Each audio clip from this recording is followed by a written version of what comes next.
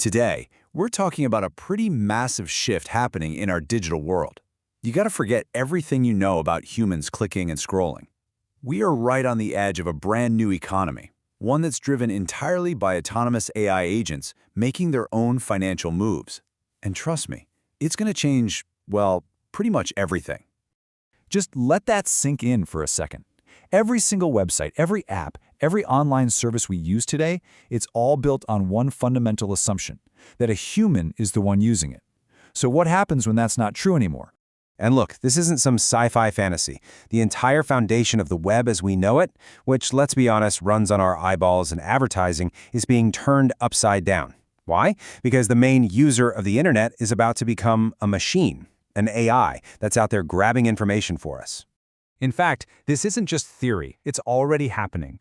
On just one protocol, in just the last month, over 18,000 AI agents did more than $3 million in business with each other. Yeah. The machine economy isn't coming, it's already here. Okay, so this brings us to a really big problem. If AIs are going to be out there buying and selling things online, they need a way to pay for it, right? But the internet's current plumbing, the whole system built for us to type in credit card numbers, is totally broken for machines. Let's break it down. You've got the human web, which is all about getting our attention so we buy a subscription or see an ad. But the machine web needs something completely different. It needs a way to make direct, automatic payments. We're talking about an AI paying like a fraction of a penny to another machine just to get one little piece of data. And here is the fundamental roadblock, the big bottleneck. Think about Apple Pay, Stripe, your credit card, anything you use. They all require one thing, a human to say, yep, that's okay. You have to click, you have to approve, you have to authenticate. That model completely falls apart for an AI that might need to make thousands of transactions every minute. Just imagine this for a second. Your personal AI needs to pull data from 100 different websites to get you an answer. If you, a human, have to sit there and manually approve 100 different tiny little payments, the whole thing just grinds to a halt. It's not just slow, it's impossible. So if the old system is broken, what's the fix? Well, you don't patch it, you have to build a whole new set of rules from the ground up. New protocols designed specifically for this new AI-driven economy. So the first big building block is something called the X402 protocol.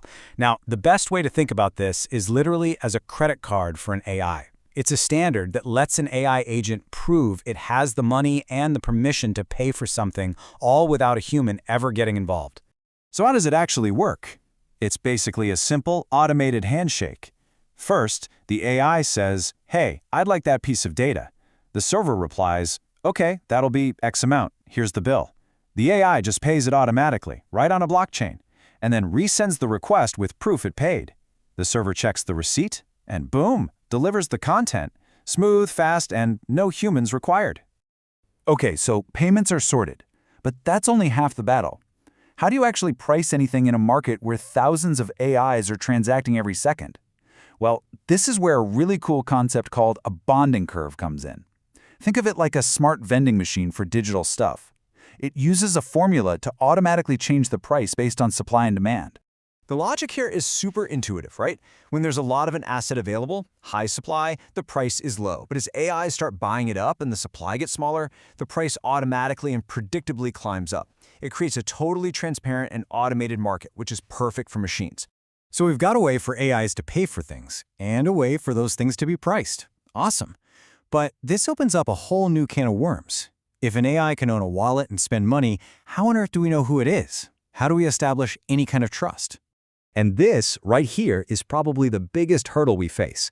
I mean, we are talking about giving a piece of software financial autonomy, the keys to the bank, essentially. If we don't get this part right, none of this ever scales.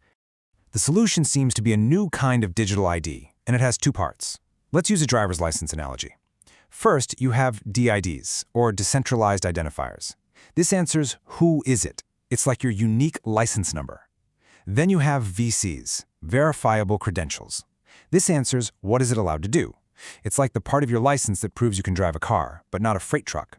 And the leap from what we have now to this is just massive.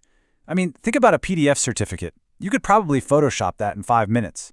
Verifiable credentials, on the other hand, are cryptographically secure, so they're impossible to fake. Plus, They allow for something called selective disclosure, meaning an AI can prove it's allowed to spend up to $100 without revealing anything else about itself.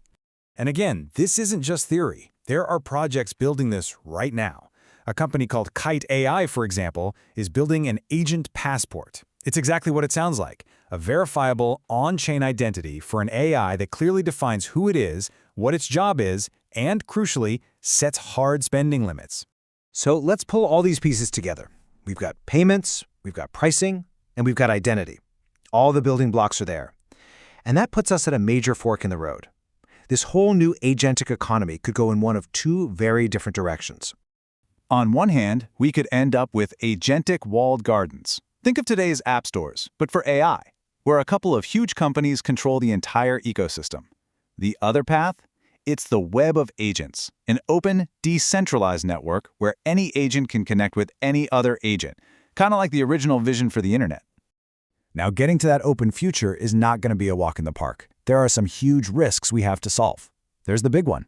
What happens when an AI that you gave permission to do something just goes rogue? Then you've got to worry about fake AI identities, financial fraud happening faster than any human can possibly track, and even gangs of AIs working together to cheat the system. And that's why the choices we are making right now are so incredibly important. The standards and protocols being designed today, they aren't just technical details. They're going to decide how these new markets work and, maybe more importantly, who benefits from it all. Which leaves us with one final and really profound question. As we build this new economy of autonomous AI agents, we're not just writing code. We are, in a very real sense, writing the rules for a new kind of society. So the question is, who gets to hold the pen?